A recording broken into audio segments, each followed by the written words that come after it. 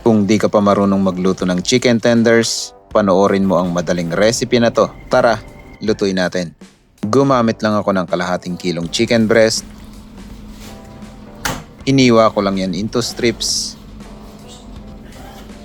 Ilagay ko lang yan sa mixing bowl, tinimplahan ko lang ng asin, paprika powder, black pepper, onion powder, garlic powder or minced garlic, hot sauce para may konting kagat, buttermilk. Kung wala ka nito, fresh milk, tas pigaan mo lang ng lemon or kalamansi. Mix mo lang yan na maayos hanggang sa mag-combine yung mga ingredients. Marinate mo lang yan minimum 1 hour hanggang 4 na oras pwede na. Sa breading procedure, dust mo lang yan sa all-purpose flour, tapos ilubog mo lang yan sa egg mixture at i-coat mo lang dun sa breadcrumbs. Repeat the process sa lahat ng chicken strips.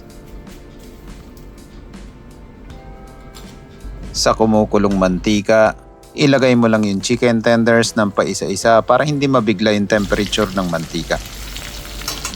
Prituhin mo lang yan ng mga 6 to 8 minutes hanggang sa maging golden brown and crispy.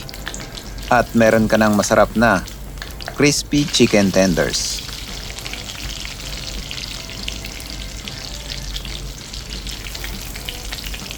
Pinartneran ko pa ng spicy yogurt sauce. Yung full recipe ilalagay ko na lang sa caption. Huwag ka nang bumili sa labas. Gawa ka na lang sa bahay. Unlimited pa. Pwedeng ulam, merienda, midnight snack. Ikaw nang bahala. Basta, napakadali nito. Kaya kung trip mo ang ganitong recipe, gawin mo na or itag mo na yung gagawa para sa'yo. Yun lang. Maraming salamat. See you in my next cooking trip ko.